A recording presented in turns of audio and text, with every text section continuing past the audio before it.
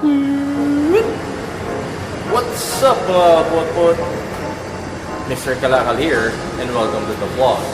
Okay, so magandang hapon sa inyo. So, welcome na naman sa panibagong episode ng aking kalokohan at sa adventure ni Mr. Kalakal. Okay, so for today's vlog, I'm gonna share to you the life of a motovlogger. So yes, lilipo tayo ngayon. Pupunta lang ako ng Pasig sa baba kay memory.ph and dun sa pet shop, bibili lang ang cat litter. Then, discuss din tayo ng mga bagay-bagay. Pakita ko sa inyo anong ginagawa ng isang motovlogger. Alright? So, samahan niyo ako sa aking biyahe mga kapotpot. And tayo mamasyal. Okay? So, here we go. In 3, 2, 1, Japan!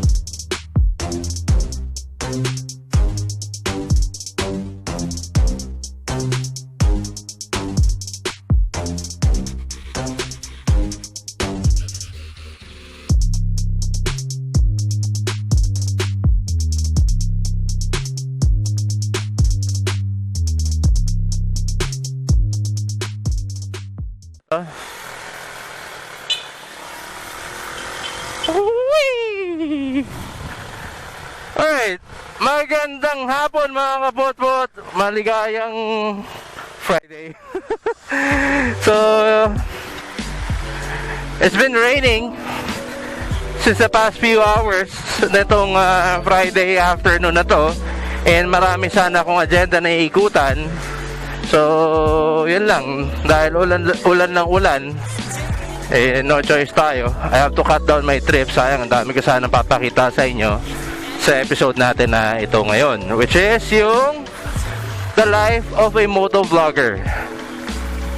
Alright mga kapotpot, what is a motovlogger ba? Or, yun nga, wala naman ibang salita nun. Ano ba ang motovlogger? Okay, for me, in my own definition guys, a motovlogger is someone who collects or who who records different or several clips in order for him or her to put up his story dun sa kanyang video or sa kanyang episode. So like for me, since I do vlog, sa bawat activity ko dina-document ko by recording, okay? So hindi tayo makadiskarte na singit. Okay, pasok.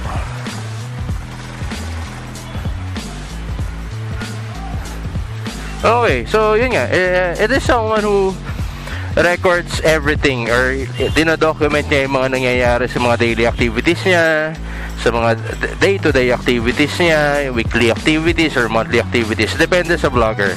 Like for me, ako ngayon, YouTube is life ako ngayon eh. That's why everyday nag-upload ako, and I see to it that everyday may content ako nabubuo. Like for this content, it's all about the life of a motovlogger. Okay, so if you're watching this guys, from the point of view ng isang manonood, eh parang napaka-simple. During my time when I was still watching yung mga idol ko like sila J-Mac, sila Polarides, diba? Sobra, grabe, parang dali lang ang saya nung ginagawa nila, diba? They'll just hop onto their bikes, to their motorcycles, then record lang. So akala ko ganun lang kasimple. Not until na ako na mismo ang gumagawa itong channel na to, na nagbablog na lang nga tayo as Mr. Kalakal. Ang hirap din pala mag-isip ng content, ang hirap maging spontaneous. Alam mo yun, yung kailangan lagi ka may sinasabi. Kasi pagka hindi ka nagsasalita sa vlog mo, wala eh, boring eh. Parang puro cinematics lang eh. For me yung mga nauna kong video, kung mapapanood nyo mga kapotpot, halos hindi ako nagsalita or nabablanko ako. Ang lamig nabablanko ako sa mga ginagawa ko. So especially yung editing part, grabe, kuha ka ng maraming clips, pakahirapan ng editing nun. Okay, so yun yung mga day-to-day activities ko as a vlogger. Lalabas ka, 'di ba? Paglabas mo, doon ka pa lang minsan makakaisip ng content mo, or bago ka umalis, kailangan mo na isipin yung mga gagawin mo. Then all of a sudden, like ngayon, biglang umulan. So yung mga ikot ko sana ng Caloocan, Banawe, Cubao, naging Pasig na lamang. Okay? So gaya nga dun sa sabi ko sa mga ibang videos ko, medyo hirap pa tayo magmotor pag kayong umulan. So yun. Madalas. Okay, so para maintindihan nyo rin yung sinasabi ko, I ask help from other motovloggers to give their insights or in their own definition, what is motovlog? Okay? So panoorin nyo muna ito mga kapotpot habang naiipit tayo sa traffic. Okay, so here we go. In 3, 2, 1, boom. Hey, what's up? Barber Gang TV here, no? So what is motovlogging as per Mr. Manileño, no? Motovlogging is, for me, is my outlet. Outlet kapag ka-stress ka na, outlet kapag galit ka or whatsoever. So for me, motovlogging is my outlet and my reset button. Lalo na kapag madami kang ginawa over the weekdays. Stress and all, traffic, everything. So masarap mag-ride lalo kapag nasa outdoor ka. Yun, with the nature and everything else. And I guess that's it. A reset button, my reset button and my outlet.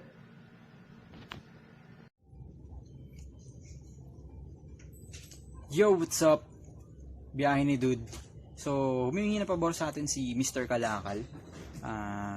Ang tanong sa kanya ay, what is motovlog? Para sa akin, pare-pareho lang naman ang sagot yan. What is motovlog? So, ang ibibigay ko na lang na sagot, yung magiging benefit nun. Kunyari, ang content mo ay traffic rules. Example natin dyan yung Quirino Highway. Para ang reporter dyan na bibigay mo yung mga pangyayari, kung ano yung mga napag-usapan ng mga matataas na kung sino man yung pwedeng kausapin dyan, nandun ka, binibidyoan mo kung ano yung mga pwedeng mga clip na pwede mong isama sa content mo. So, ayun, gets mo yan, diba? Tapos, kung travel vlog ka na nagmo-motovlog ka, papakita mo naman yung mga pinupuntahan mo, kung ano yung i-cater mo, kung ano yung mga ganda ng pinuntahan mo. 'Di ba? Parang ganoon lang 'yun To make it short, para lang siyang personal vlog na gumagamit ka ng motor. Gets mo? Gets mo 'yon. So, biyahe ni Dude again. Subscribe. Yon. Hello mga kamotmot and welcome to my channel. Ne, biro lang mga kamotmot. As requested by Mr. Kalakal, no? So, tanong siya, why do we do motovlogging? Mahilig po talaga akong manood ng mga motovlog sa YouTube and even yung mga motorcycle shows sa cable. And then, since nag-ride naman po ako, so why not tell my own story through motovlogging na rin. Masaya siya, hindi siya parang trabaho, na-enjoy mo siya. I love riding my motorcycle. And then, gusto kong i-document yung mga pinupuntahan ko or yung mga ginagawa ko. So, I decided na to enter yung mundo ng motovlogging. So, habang ginagawa ko itong motovlogging na to, nanonood din ako ng iba't ibang mga motovloggers. Sila si Red Sweet Potato, yan sila Mr. Kalakal, Ka Moto, si Motor. So, ang dami kong natututunan sa kanila. And then, hindi rin kasi ako ma-promote. Hindi ko gaano pinopromote yung channel ko. Hindi ko rin kayo pipiliting mag-subscribe. Kasi talagang hobby lang to sa akin. Yun. So, that's why I motovlog.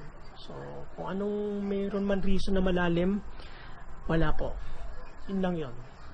So, thank you and hope to see you sa kalsada. Ingat-ingat po. Huwag po kakamo-kamote. Ride safe mga paps. Yan o. Hindi talaga ako mahilig mag-promote Sc8ter Rider here, signing on. Ang motovlogging para sa akin is, una is for security reason, kaya ako bumili ng action cam. And yung daily road observation ko, tuwing biyahe ko sa office o pauwi ng bahay. So, yun nga guys, sa akin, ang motovlog ay para may labas mo yung passion mo. Yung passion mo sa pag-i-edit, yung passion mo sa travel. Yun. Yung sa mga editing, pagko-combinein mo siya by parts. Yun lang. So, salamat guys. Chris29 Motovlog. Okay, so there you go mga kapotpot. Nakita nyo yung mga samot-saring mga pananaw or mga interpretation ng mga fellow motovloggers ko when it comes to motovlogs. Okay? So, yun. Hindi ko naman sa tinatakot ko kayo or dinidiscourage ko kayo guys of motovlogging. Masaya siya kasi you get to visit or you get to drive to different places. 'Di ba? Mas maganda nga kung yung napupuntahan natin yung mga malalayo eh. 'Di ba? Pero since takot pa ako mag long ride ng mag-isa. Hindi pa natin ginagawa 'yon.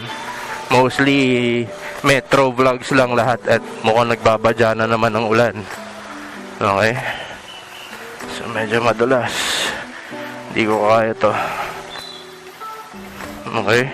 Though yung risk kasi medyo kaya ba to? Wait lang manunulay lang ako dito.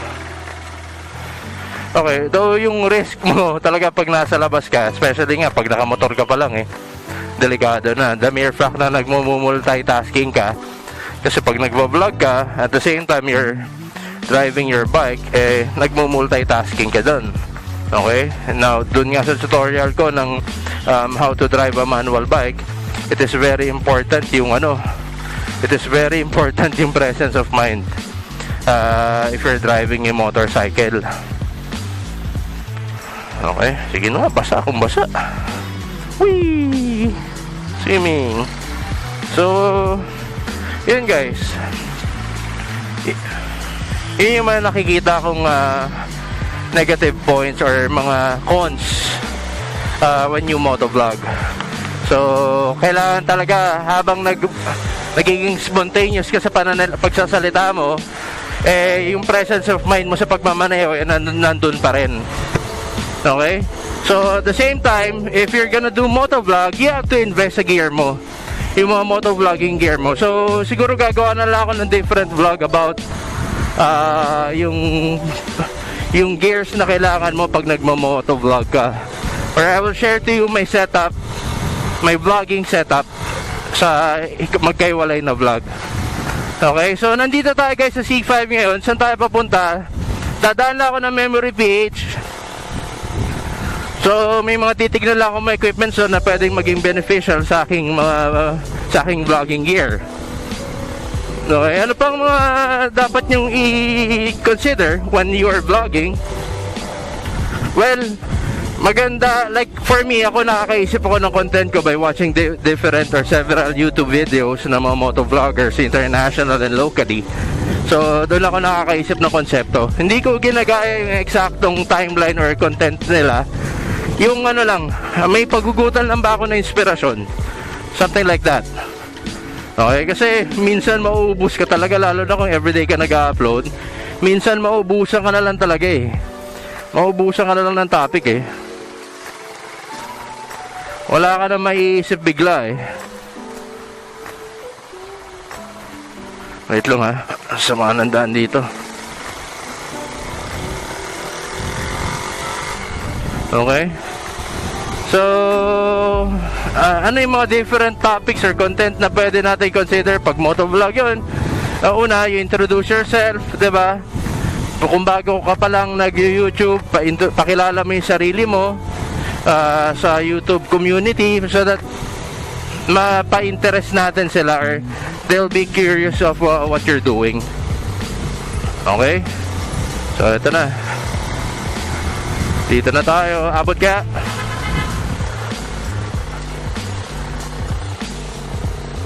Abot ba? Yay! Abot! Okay, so guys, dadaan lang tayo dito kay Memory PH. Maganda, makapakita ko na rin sa inyo. And dito ko rin gagawin yung isang vlog ko eh. Yung kukuha rin ako ng content dito. Okay?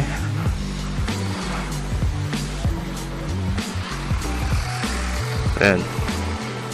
Dito na tayo.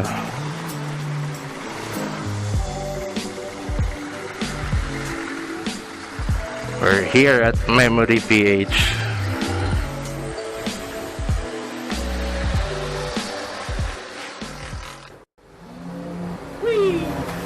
Alright guys, so nandito na tayo ngayon sa memory.ph. Yan nga lang, yan, nakatingin na siya. Yan nga lang, wala si Sir Roland. So wala tayong makakatsikahan dito. Ang meron lang nandito si Ken. Okay, so in connection with our topic, yung life of a vlogger, or life of a motovlogger, yun. Maganda, mas ma-appreciate yung video na to if mapapakita ko sa inyo itong tindahan ni memory.ph kasi dito nang galing lahat ng mga gears ko, yung mga cameras ko and everything, okay? So ayan si Ken sumisimple ng picture dito eh. Ken! Bird! Hi Ken! Kamusta? Welcome mo naman sila dito, yung mga kapotpot natin sa memory.ph. Welcome mo naman sila. Ayan, ganyan. Magandang hapon. Nandito ko si Mr. Kalakal sa memory.ph. Nung ulit. Ayan yung mga accessories namin. SD cam, GoPro. Okay. Anong pinaka-saleable nyo na SJ cam? Sa ngayon, yung pagkadap mo mumurahin pero good quality naman, Sc8ter Wi-Fi. And magkano yun? 3,150. Magkano? 3,150. 3,150. Pag magaling pa sa amin yung unit, lahat ng mga accessories discounted price. Nice. Okay. Ano ba ma-recommend mo for newbie na motovlogger? Anong camera ang pwede nila? Sa mga nagsisimula pa lang ng motovlogger, ang offer namin SJ6 Legend. SJ6 Legend. Kasi kay Legend, pwede rin siyang lagyan ng mic, hindi na hassle maglagay ng mic, tapos may gyro na rin siya para sa video nyo na hindi ma-shaky. Okay. And magkano naman na SJ6 Legend yan? 5.6. 5.6 with warranty? 1 year warranty, 1 week replacement. Okay. Sino ba mga motovlogger ang gumagamit na SJ6 Legend? Yung galing dito? Marami na. Tingnan mo dito sa namin. Sige nga, pakita natin.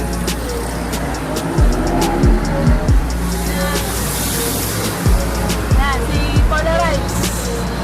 Hindi ba naka yan? Hindi ba naka GoPro yan? Eto si Diary ni Pops. Tsaka si, ano ba? Sino pa? Mr. Dot Wheel. Ayan. Oh, SJ6 din? O SJ8? SJ6, SJ8. Si Mr. Kalakal, ang SJ6 din ba yun? Pero wala siyang sticker dito eh.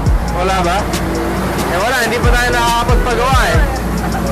So sa mga sponsor natin dyan, baka naman. Diba? So, Ken, since nandito na lang din tayo, maganda ma-invite mo na rin yung mga kapotpot natin na puntahan kayo dito sa memory.ph. Monday to Saturday, 8 to 8 p.m. 8 to 8 p.m. kami dito bukas. Nandito na lahat ng mga accessories. Magano na kayo, message naman sa Facebook namin, facebook.com/memory.ph para sa mga inquiry nyo na camera, accessories. Tapos pag gusto nyo na makita personally yung mga accessories, visit na lang kayo dito sa shop. Saan ba yun itong memory.ph Dito na to? sa Bagong Ilog, Pasig City. Along highway lang kami, kaya madali kami makita. Tosh Trading. Trading. TOSC. POSC. Okay. TOSC Trading. Okay. So, may discount ba pag subscriber ni Mr. Kalakal? Oo naman. Talaga pag pick up nila siya, may discounted price talaga. Nice. Showbiz ang sagot mo, Ken, ha? So ano, sumagot na ba yung kausap natin dito sa Hero 7? Hindi na eh. Guys, mga kapotpot, medyo binabarat ng pupuraot ako dito ng Hero 7. Baka maka-discount pa tayo eh. Okay, so yun lang. Visit kayo dito sa memory.ph. Napin nyo si Ken o kaya si Sir Roland, okay? So, balik ako sa inyo mamaya.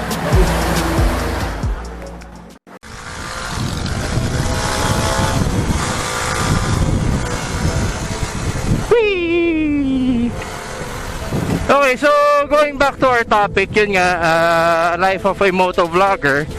Anong mga good thing na nangyayari sa atin is yun nga, we get to go to different places, we get to meet several people. Yung iba nakikilala natin talaga, nagiging kaibigan pa natin, like yan sila Sir Roland, sila Ken. Yung time na wala kaming tubig, grabe yung accommodation nila dyan na yun nga, pinag-i-give kami para pinaigib kami doon sa kanila. Lang, singit tayo dito dahil nawala ng tubig sa kondo, ubusan ng supply. So yun nga, yung mga when I was starting motovlogging, sila yung mga tumulong sa akin, isa sa mga tumulong sa akin, dahil naniwala sila, binigyan na akong discount sa mga gears, sa mga cameras. So parang nag-sponsor na rin sila. Paano nabuo to si Mr. Kalakal. Okay, so bukod sa nakakapagpasyal ka sa mga iba't ibang lugar, everyday may natututunan ka as you do your vlogs. Okay, yun lang, naalala ko yung downside niya. Balik tayo sa editing.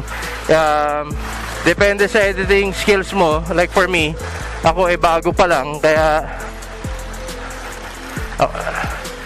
I'm just new to vlogging. That's why yung editing skills ko talagang kumakain ng napakalaking oras ko. So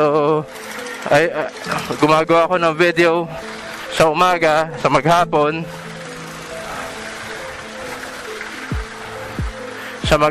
then sa gabi edit ko na.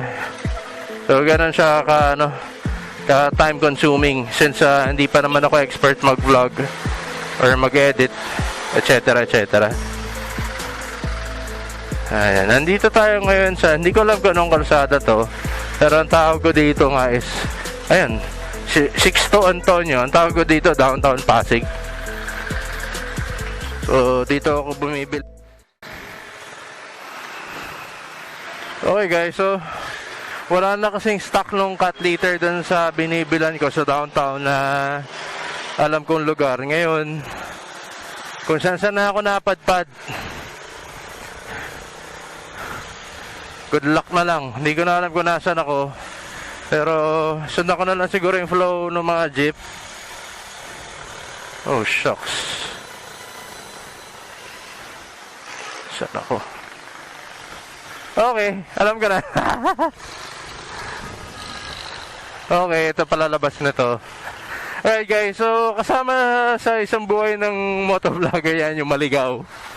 So para magawa, or buti na lang nagre-record tayo. So alam niyo yung feeling na very unusual sa inyong lugar. So ang hirap nun. Buti na lang meron tayong kahit pa paanong pornographic memory para ma-assess ang mga bagay-bagay. Naka-green pero naka-stop sila. Why oh why?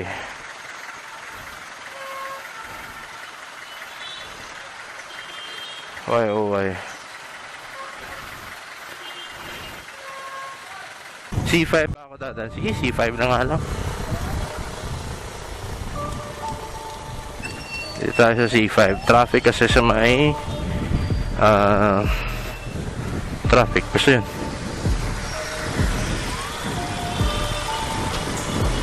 Okay, so back to our discussion, life of a motovlogger. Tips ko na pwede sa mga gusto magsimula or interesado maging motovlogger, una, equip yourself with the proper gear. It doesn't have to be expensive. Like itong camera na nakamount sa helmet ko na to, ito. I got this sa memory page ng 5,600, yung Sc8ter Legend.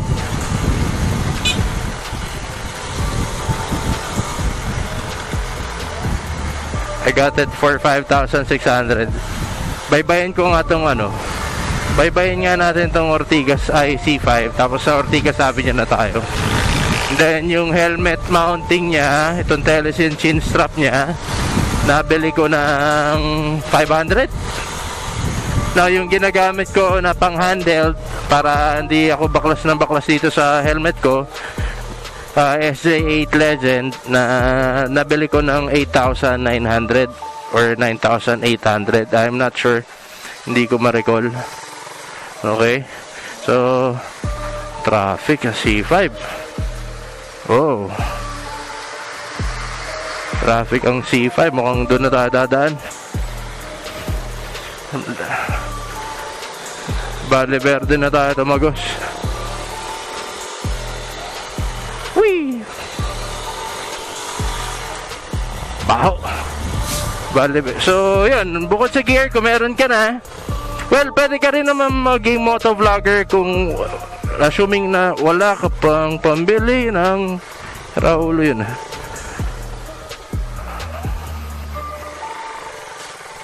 Assuming wala ka pang pambili ng camera,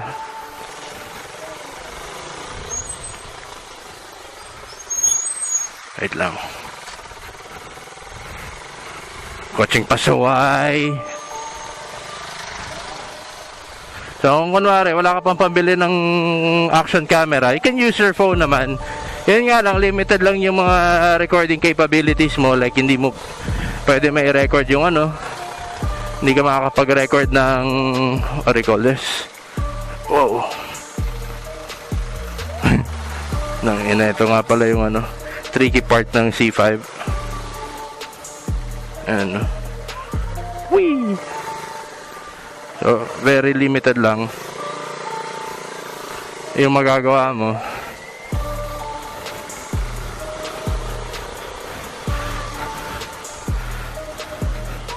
Sobrang limited lang yung magagawa mo kasi pag ginamit mo yung cellphone mo, doon mag-shake siya. So, pwede yan, yung katulad ng ginagawa ko na tawag dito, yung kunwari yung handheld natin, pwede yun. So kuha ka ng clips before you ride, then nakarating ka na sa lugar mo, or pagka in between ng biyahe mo, stop ka, kunan mo ng video para updated. Okay, now after gear guys, you should work on your content. Be creative. You just have to be creative enough so that ma-entice or mahumaling sa inyo yung mga viewers. I'm not saying that all my contents are very good, pero ito na yung pinaka the best kong naisip eh. I mean, nagpapakatotoo lang ako. Ayoko kasi maging ano eh. In my own pace, ginagawa ko yung content na alam kong gawin at kaya kong gawin. Okay, so isip din kayo. So kanina nagsuggest ako sa inyo, how can you come up with a good content? Yun nga, you can watch yung ano, mga different vloggers, motovloggers, and from their videos or from their channel, you can come up with a inspiration. Okay? Next is yung editing. Well, there are two applications that I use. I still edit on my phone dahil yung laptop ko cannot or doesn't have the capabilities to run a particular editing program. Nagka-crash eh. So, wala. Dito ako sa laptop ko. I mean, dito ako sa cellphone ko nag-edit. So, ito yun. Pakita ko sa inyo. Okay. And, what else? Editing, content. Yun. Kailangan nyo kapalan yung mga mukha ninyo. Hindi kasi pwedeng hihiya-hiya kayo eh. Okay? Hindi pwedeng hihiya kayo. At first, medyo nakakailang dahil pag Katulad nito, nagsasalita ako sa stoplight, people are looking at me, so they think I'm crazy, but it's okay. Ganun talaga eh. Okay, so for the views, ika nga ni Katotong J Mac, diba? So yun. And of course, tip ko, extra careful. I mean, you have to be cautious. Kung sa tutorial ko ng driving a bike, presence of mind dito, talagang kailangan mo ng sobra-sobrang ingat dahil nagmo-multitask ka eh. Okay? Yung isip mo lumilipad din dahil nag-iisip ka ng sasabihin mo sa vlog mo. At the same time, you're driving a motorcycle. Boom, traffic, Friday traffic. Whee! Angkas. Sundan natin sila kung saan sila liliban pag ganitong traffic. Aba! Wow! Ang saya-saya naman nito.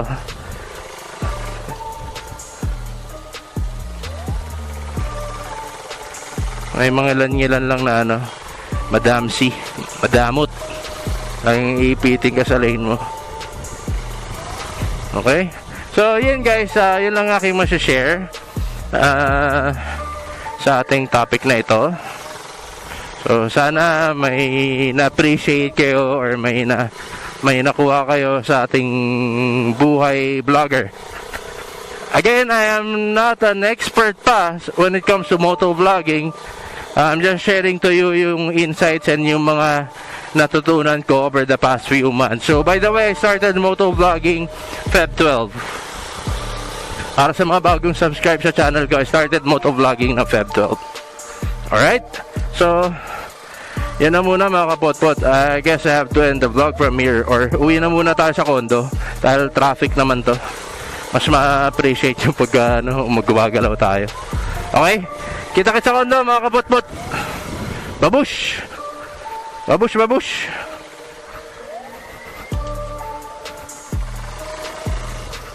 Wala ka naman mapupuntahan dyan. At dahil dyan, babalik tayo sa lane natin. Dahil bike lane to.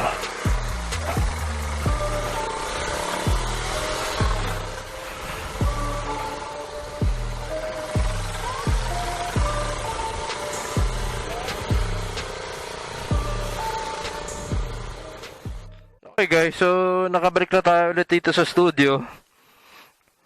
Talagang naka-helmet pa rin, no? Okay mga kapotpot, so yun nga, sana may nakuha kayo dun sa aking vlog today, which is yung life of a vlogger. And sana na-encourage ko kayo or na-inspire ko kayo if you're an aspiring motovlogger. Now is the time, 'di ba? Kaysa nag-ano tayo, nanonood lang, mag-vlog na rin kayo mga kapotpot. Okay? So, mag-edit lang ako ng konti. So, ito, mamaya kasing 9 PM, i-upload ko na to. Malamang, napanood nyo na to, bago nyo pa mapanood itong video na to mismong sinushoot ko. Okay? So, I guess I'll be ending the vlog from here, mga kapotpot. So, once again, maraming salamat sa pagstay at pag-subscribe sa ating channel. Sa mga hindi pa nakakapag-subscribe dyan, guys, now's the time to subscribe dahil I have a lots of giveaway na dun sa mga previous video ko. Panoorin nyo lang para makita nyo kung ano yung giveaway na yun. Okay? So, once again, this is your boy, Mr. Kalakal. Ito. And I'm signing off. Okay? Goodbye, everyone. Ciao. God bless. God bless. Who else?